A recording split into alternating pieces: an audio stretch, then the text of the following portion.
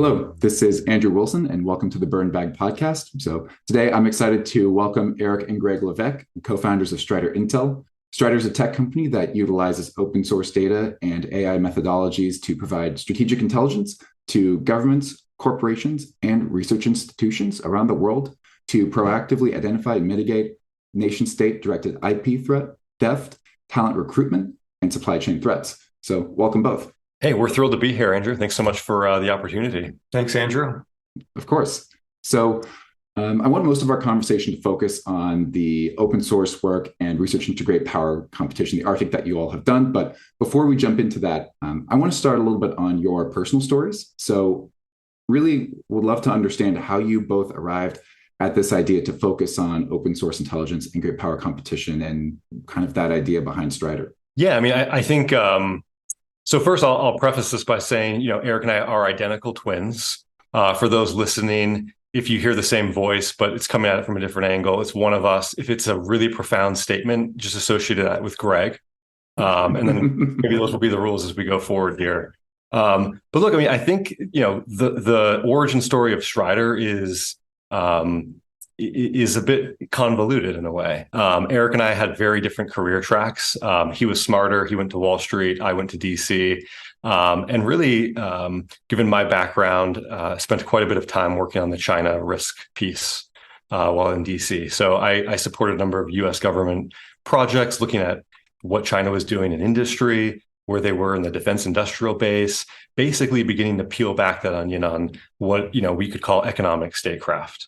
How they were using companies, investment vehicles, et cetera, to acquire technology, solicit and recruit talent, and more importantly, actually infiltrate supply chains.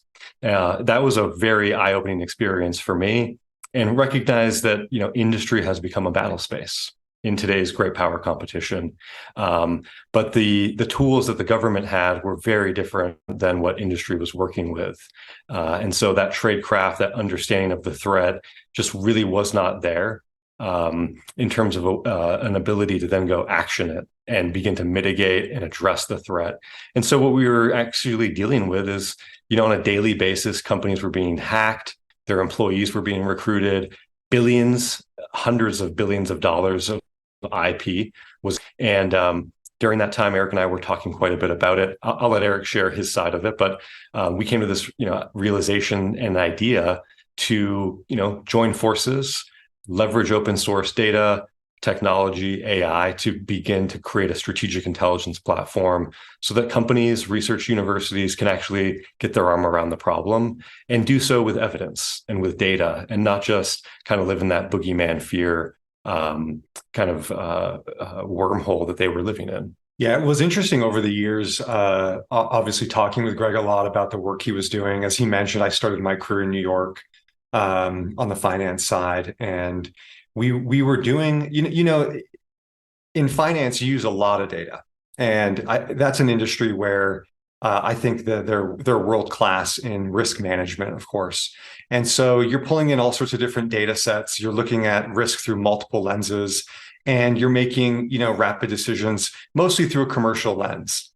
And it wasn't until I was in Oman, actually working at the Sovereign Wealth Fund there in Oman.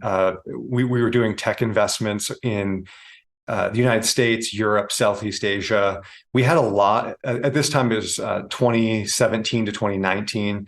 If you recall, that was a period of time where the U.S. was signaling that it was starting to shift strategies in the Middle East. And so in a way, there was a vacuum being created, or at least a perceived vacuum, and it was being filled as is always done. So we were having a lot of delegations coming through from all over the world.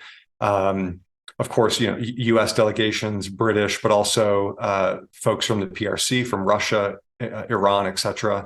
And it wasn't until being there on the ground and engaging in a lot of those meetings and discussions, again, predominantly on the investment side, that I realized that we were viewing everything through a commercial lens.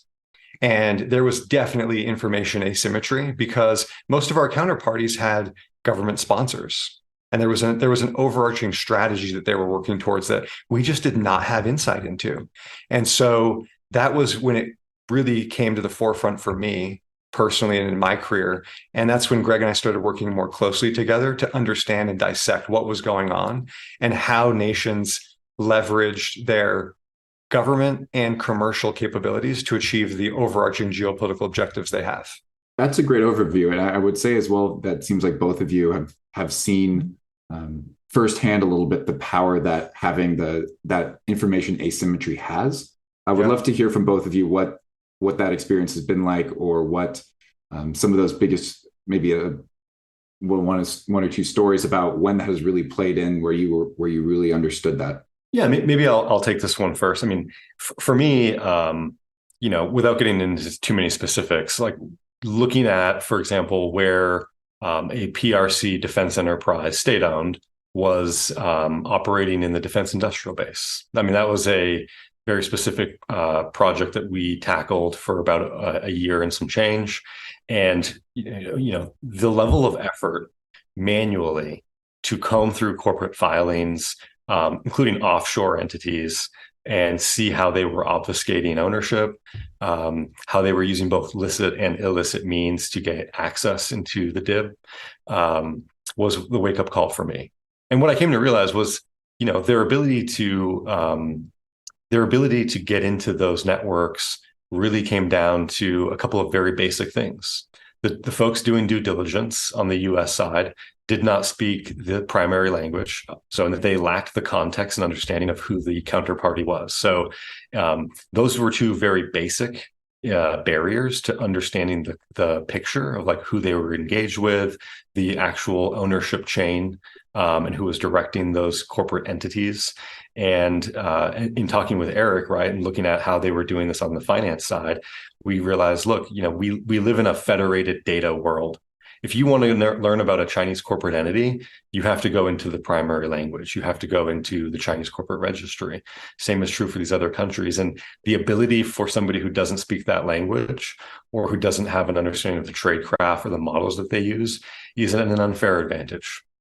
And the beauty of the world we live in today is, the data is there. So we don't live in a data poor world. We're like inundated with it all the time.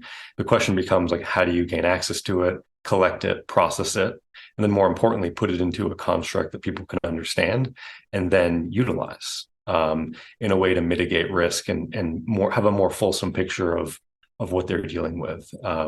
So that's just one example of many for me that kind of hit it home, because what we were seeing is we were inadvertently inviting in significant amounts of risk into the defense industrial base simply because of a language and a context barrier. Yeah, definitely. And I think for that as well, I like your focus, especially on this open source and gathering intelligence as a cycle and something that's needed for the correct audience. And I want to kind of move into a little bit more of that idea of open source intelligence and maybe thinking about it in terms of Strider's work. How would you be defining open source intelligence, or how would you say what it might encompass for those that aren't really well versed on it? Yeah, I mean, it's so broad. It's actually a really exciting time in the open source world today. There's all sorts of different data types. And, some of the stuff that we look at, as Greg mentioned, corporate data, of course, corporate filings, social data. There's a lot on the government side as well, policy documents, strategies that they're developing and publishing, patents, publications. The list goes on. It's so broad. And what we've seen actually, that's less talked about as a result of COVID.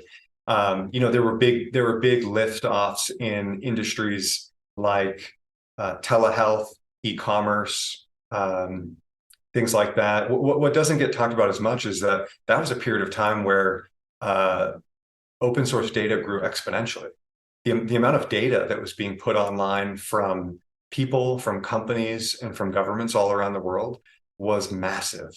And rightfully so. I mean, there was no choice during that period of time, right? So that helped to accelerate this segment, probably years ahead of where it was trending, and that's what we've been focused on basically collecting and understanding across different geographies. Yeah, I mean, it really hasn't slowed down either. I think we are living in the early innings of an OSINT revolution and wave. It is compounding daily, and as Eric mentioned, that yields the ability to create some very unique insights and products.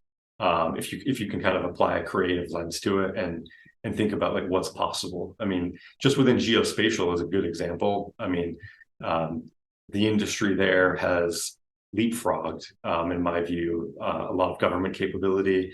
I mean, we're seeing now on LinkedIn, right? Geospatial companies posting, "Hey, the Russians are about to do a nuclear missile test. Here's the image," and then a smiley face emoji.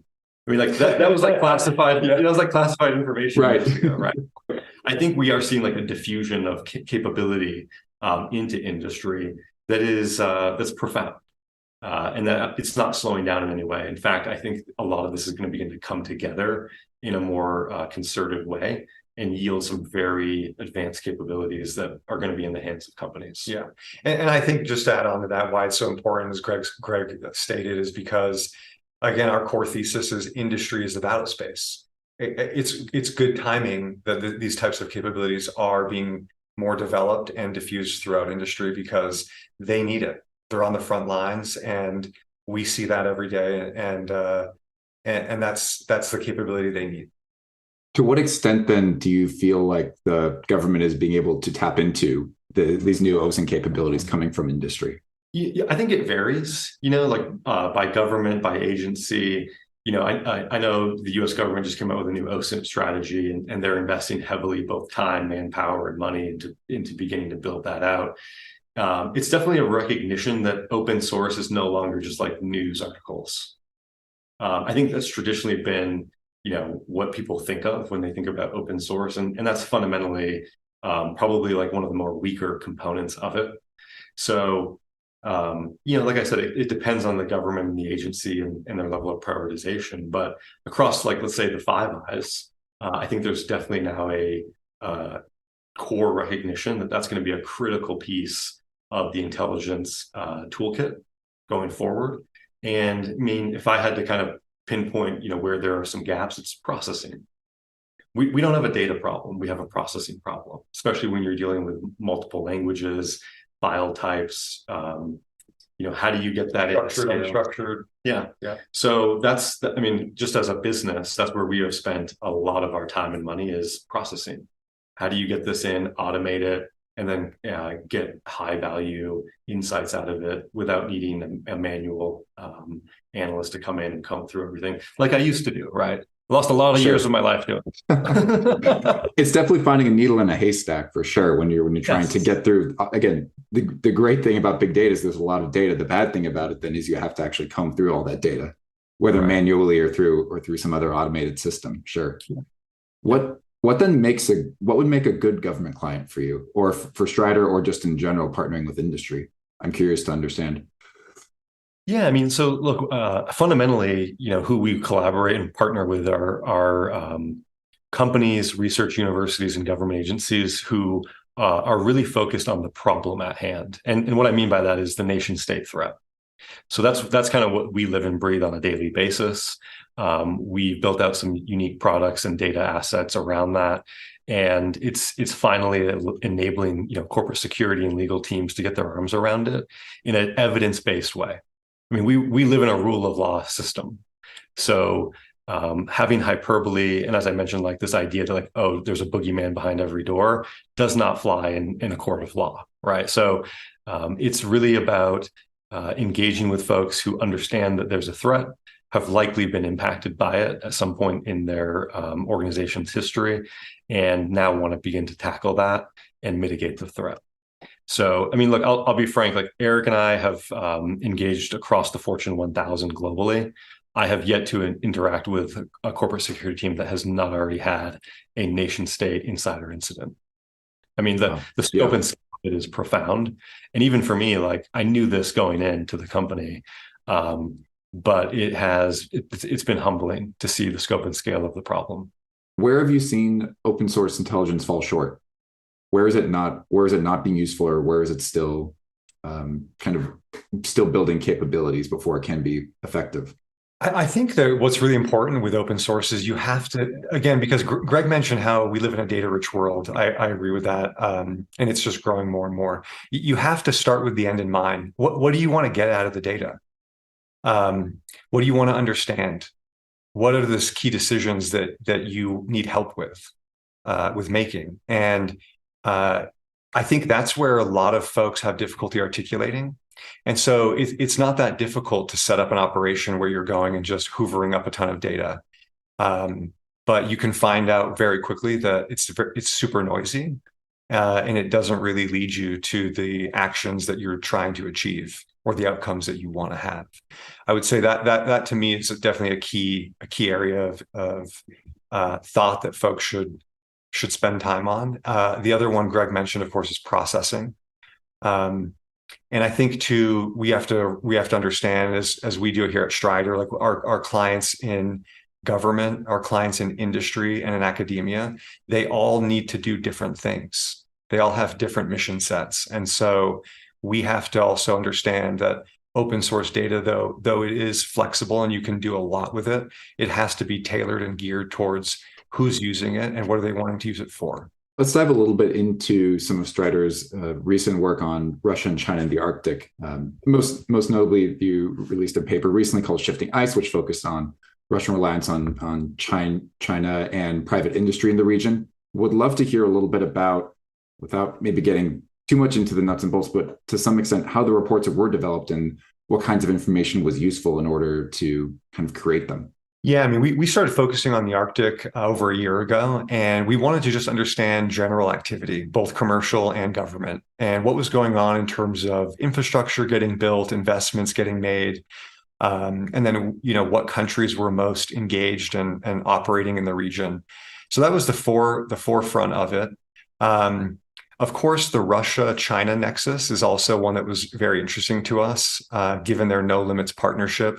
We wanted to better understand post the Ukraine invasion, how has Russia changed their strategy? And historically, the Russia-China alliance or partnership, I mean, it's not a natural one, first and foremost, like we have to understand that. And then the Arctic is a region for Russia that is very sensitive and very strategic. And so it's unusual for them to have many partners there, especially China. Well, I mean, Russians were even opposed to China joining the Arctic Council as an observer. Correct. Right in the past. Yes. So yeah, it's changed rapidly. It has changed. So originally, the Russian government put out an Arctic strategy, how they wanted to develop it, how they wanted to build it out. The government was taking a leading role in that. They still, of course, are on the strategy side, but what the report was highlighting and what we sought to understand was what's industry doing now, and who's filling the gaps. And we took a look at corporate registry data. We took a look at government documents that were getting published and shared, and trying to dig deeper into the trends. And so what we identified were, there's about 123 new companies with PRC ownership registered in the region. A total of 111 were registered in 2022, 77 in 2021, and only 48 in 2020. So seeing a noticeable trend of increase for PRC entities registered in the Arctic Russia zone. And on top of that, we were also noticing that more of the funding in Russia was coming from Russian companies.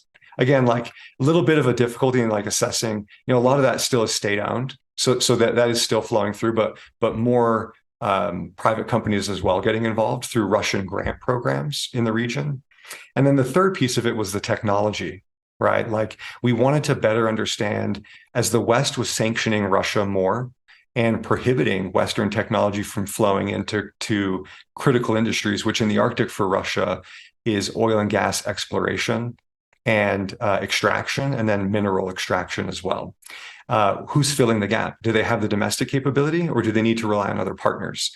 And what the data is showing is China is playing a role in that. They are providing technology, and their companies are coming in with the technology and know-how and capability to help accelerate the Russian government goals in the Arctic. Definitely. I think I really appreciate you highlighting kind of Russia's interest in, especially in the mineral and resource extraction piece in the Arctic. Sometimes the energy piece is a little bit sidelined. I'm curious to understand a little bit more on China's interest in the region. Obviously, very not necessarily an Arctic bordering country compared to Russia and all of the NATO nations that are also in the region. Mm-hmm. But want to understand what maybe perhaps the Chinese government is getting from this relationship as well. Yeah, just real quick to put a monetary amount on the mineral reserves in Russia's Arctic region. It's estimated to be $1.5 to $2 trillion worth of minerals. Wow, huge amount. Yeah. Well, and it would make sense, right? Like who's going to consume that? Exactly. Right. Like there's your buyer. But look, I mean, so there's the strategy piece, and then I would call it then there's the brass tacks piece, right? Like minerals, oil and gas, like China's going to be a net buyer. But on the PRC side, the Arctic, as it relates to an actual government strategy, has been ramping up quite aggressively over the past decade. So it was first included in the 2011 5-year plan, like the Arctic was referenced then. There was an official government policy that got rolled out in terms of their Arctic strategy in 2018. And then that same year, it was actually woven into the One Belt, One Road program. So there was a polar component to that. To date, you can kind of frame it into that, almost Mackinder-esque geopolitical strategy lens on the China side.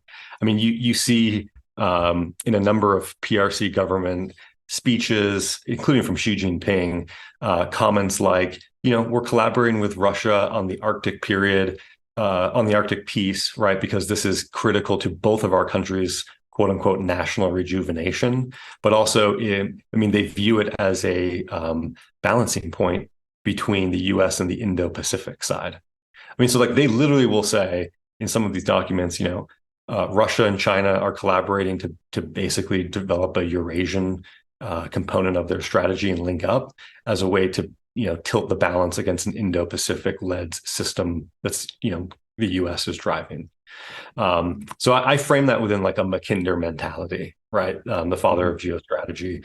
And that's being masked under commercial and scientific activities out of China. So on the military side, I think it is ramping, and they are now talking about like military exercises. The Coast Guard on the PRC side is getting involved as a way, and then they're saying, oh, we're doing this as a way to protect commercial flows. That's like part and parcel with China's military civil fusion strategy, the use of commercial and scientific activities as a way to mask strategic and military activities. And that's playing out in the Arctic time and time again.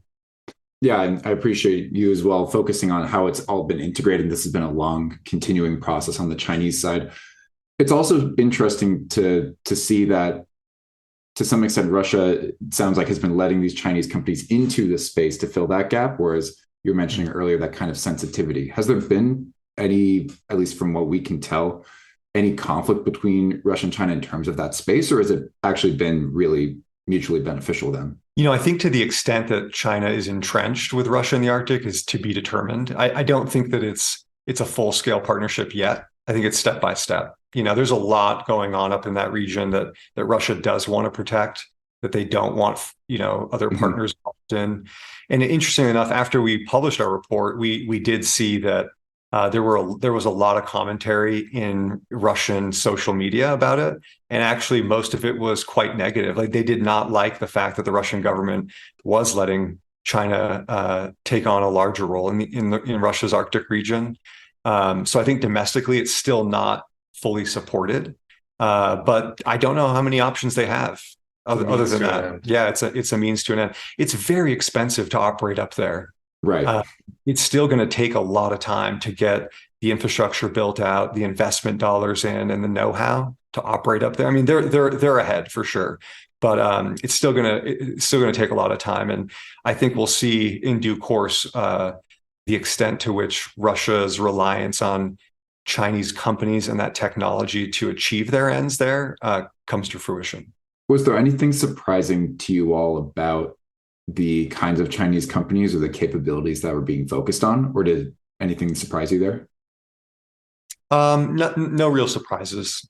I Mhm. mean, they've had a lot of experience throughout the world doing large scale infrastructure projects, as Greg well knows, and um, doing it in zones where there's not a lot of great electrical infrastructure or roads even. So they know how to build it out pretty well. Gotcha. What have you seen as the US's response to this kind of growing partnership, or maybe in larger scale NATO's partnership? Has that been really a topic of conversation, this partnership in the Arctic? Yeah, I mean, for sure, right? Like you're seeing commentary out of DoD, the White House. Um, so those that recognition of the strategic role that the Arctic is going to play, and NATO in that part of the world is definitely front and center. I think the question becomes though, like, what is the coordinated strategy? What is our objective there? And this is, I think, is an issue across the West. Is what's the vision? Like we are engaged in a global competition. So, what is our plan to win that competition? What is our plan to have a asymmetric advantage in these parts of the world? Because fundamentally, we could, and we will have one if we want it, with our allies, and with Sweden and Finland now joining NATO. I mean, Russia is the only Arctic country not in NATO. So I think that's just an important recognition as well that the pieces are all there for us to come together and compete in that region, beyond just kind of like the scientific exploration part, and we need to come together to do it. Definitely. I mean, it sounds like there's incredible potential. And to your point, with Finland and Sweden now joining NATO, all non-Russian countries that are in the Arctic region are NATO nations, and so there really is the potential for that unified joint effort. Yeah. And look, I think, personally, you have to separate these things out. I mean, there's certainly a military component to it. There's a natural resources component to it. There's a bread and butter, investment component as well. And I think that there's opportunities. The environment we're in today is of course, the U.S.-Russia relationship is it's worse since the Cold War. U.S.-China is still rocky, even though it's cooling off a bit. I think we all need to remember, like, the Arctic is a vast region, and there's a lot of actors operating there. And the North Sea route is opening.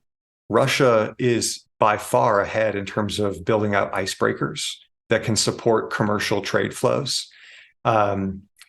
Just like, when you think about the North Sea route, it's 45% shorter from East Asia to Western Europe. It takes 2 weeks less to go from Northern Europe to China. This is good for the world. And I think that there needs to be conversation around that as well. And an understanding that we can break some of those different components to the region up. It doesn't have to be full bore competition. I think there's also opportunity in the region, also given some of the ecological dynamics there, to partner in some spheres. Yeah, definitely can be collaborative, and that highlighting that point of the East Asia to Western Europe transit timelines is obviously beneficial to both parties if it's able to go through. Right. Right. Yeah. And then look, our friends to the north, in Canada, again, from a military standpoint, they're investing. This was announced, I think, last year. They're investing just under 40 billion in NORAD modernization. So I think clear-eyed understanding like that needs to happen. That's in the U.S. interest as well to happen, of course. And recognition that the Arctic and that zone is, it's melting, and there's a lot of existing polar military infrastructure that's there. It's going to get upgraded and modernized over time. And we just have to be aware of that and prepared. What do you think the potential might be for public-private partnership in at least the US and NATO space in the Arctic region? If China is doing it so well and Russia is able to leverage it, is there a gap, at least on our end? Yeah, I mean, look, I think one of the most critical assets that the U.S. and our NATO allies have is industry, and our companies. And That's, I think, an underutilized component of the toolkit, if you want to call it that, around economic statecraft. We used to do this very well. If you look at, not to nerd out too much here, but like Truman era national security memos, like they talk a lot about collaborating with corporations, the role that those companies can play in advancing U.S. interests. There's certainly a piece of that strategy that needs to get woven into this for the Arctic as well. What should we be expecting then in the region, both either on the US NATO side or on the Russia China side in the next maybe 5 to 10 years? What is there? I'm assuming a larger expansion of capabilities and more interest, or what is your take? I think we're going to see over time more infrastructure get built out. Of course, I mean that's needed. I think that the natural resources that are there that are going to fuel the existing energy infrastructure that we have, but then also, again, on the mineral side, the Arctic represents the largest reserve of rare earth minerals in the world, untapped, to support, EVs and the shift to a new energy ecosystem. It's going to be critical to effectively and efficiently extract from there. So I think that will occur. This is where, going back to your question about the public-private partnership, that's where the capability is in NATO, right? It's in companies to go and do that. But it supports DoD and MODs as well around the world. So on the Russia-China side, I would imagine it's the same thing, But during the Trump years, the other executive memorandum that went out, I believe it was in 2018, was around creating icebreakers. We need to build out that fleet. We rely on NATO partners who have some of those ships, but in the United States, I think we have one. Yeah, and if I'm not mistaken, I think we have one. And if I'm not mistaken, it was built in the 70s. Yeah, Coast Guard. So we're quite behind there, and I view that as an opportunity. One other thing, this is just more of like a soft prediction, is I think it's going to be publicly disclosed over the next few years that China is engaging in gray zone military activity there through, the guise of scientific exploration and programs. I don't know what Russia's reaction to that will be publicly. I think it will coalesce the U.S. and our allies around getting more serious in the region. But I think there's already been some public accounting of this, particularly around satellite imagery and geospatial. And I think that's going to continue to get the onion pulled back here as folks look at more closely what is China doing in the region, who is doing it, and what is the intention of that activity. I think it's going to be revealed like some of this is just MILSA fusion, and there's a military component to what they're building out. Is there anything that you would change right now in terms of the kind of perspective in Washington about the securitization of the Arctic? Is it on track? Are we on track, or are we needing to divert course, at least in how we're intellectually thinking about the region? I mean, like I said at the beginning, there's more commentary and talk. That only gets so far. So to Eric's point, let's start putting some activity in place of that. And look, it is happening. Like the NORAD modernization is massive. That's a massive shift and development. It's critical. The Biden administration also did create an ambassador at large position for the Arctic. Yep. So that has occurred. There's a consulate now for the first time, a U.S. consulate that is north of the Arctic Circle. Right. So step by step, it's happening. Sounds good. Eric and Greg, thank you again for your insights and time. It's been great to hear about both your backstory with Strider, the open source intelligence, and the Arctic security as well. So thank you both. Yeah, great to be with you, Andrew. Thanks again for your time, and enjoyed the conversation. Yeah, this was a blast. Thank you.